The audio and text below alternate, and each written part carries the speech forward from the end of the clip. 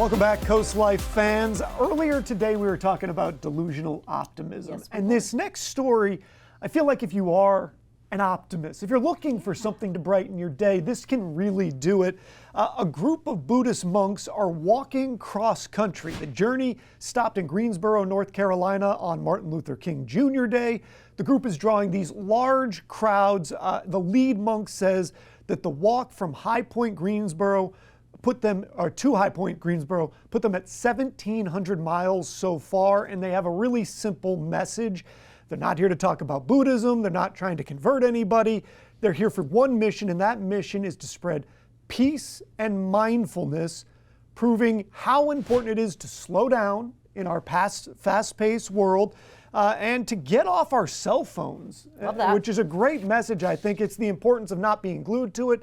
The monks are 1,700 miles into a planned 2,300-mile walk from Fort Worth, Texas, all the way to Washington, D.C. Wow. So it's going to get into our neck of the woods here shortly. It's expected to take 120 days, and Monday was day number 86. Wow, I think this is really cool. And I think there's so much strength in peaceful symbolism like this, where you can physically see these monks walking through. They're just there to express a purpose of peace and slowing down and maybe connecting with each other more and our cell phones less.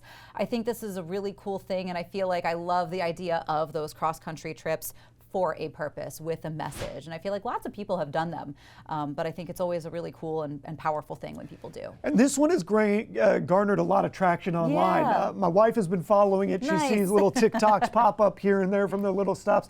Apparently they have a dog with them that's following that they picked up. It was a stray dog in like India that they picked up, and that's now like He's just been part of the team. That's awesome. So I just love the idea that they're like, hey, maybe get off the phone for a little bit. Let's go on a journey. Let's do something together, and let's kind of remind everybody, you got to touch grass every now and then. Get out in the wild. Everything you see online is not the whole world, and it's not the only thing that matters. Yes, I mean, we kind of touched on that earlier in the show too, that a lot of times what we do see, the things that go viral tend to be messages of extremism, whether it's an extremely hateful post or it's a over-the-top loving post. So we tend to see these two extremes as most of our exposure online. And I do think it's easy sometimes to kind of get lost in the middle of it, even though we know that is not the reality. We know social media is not the reality of most people's lives and what we're seeing, just that tiny little snapshot. But I think we naturally tend to compare ourselves to others and, oh, my life doesn't look like that, or, oh, I wish that I lived in this beautiful area with this type of lifestyle, whatever it is. I think we do naturally compare ourselves a little bit. Well, and also nuance never takes off. No. You know, like if you have an extremely measured, well thought out take, that probably doesn't get people on either side riled up, and it doesn't get the click monsters going, and it doesn't, draw the rage bait. Remember rage bait word of the year last year?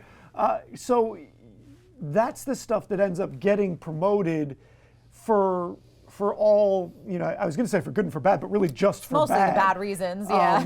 But it is the way that our internet is structured. Yeah, that is the way the algorithms are structured. And I think, social media, but I think especially TikTok and maybe X are particularly guilty of this, but I think they are where nuance goes to die. You cannot have a nuanced conversation. I guess at least on Facebook you can type out more of a conversation, but even then, I think social media is where nuanced conversations, they just can't live there. Yeah, and most of the time, if there is a longer post, people stop reading 3 seconds into it. Yep. They just get the rage part at the top, and they don't stick around to see any of the extra factors that make this or that. So it's a complicated thing, and I think that it is great that any group, and this group seems to be doing it for the right reasons, is just out there reminding us, take a minute, take a breath, remember that there are good things in this world still. Exactly.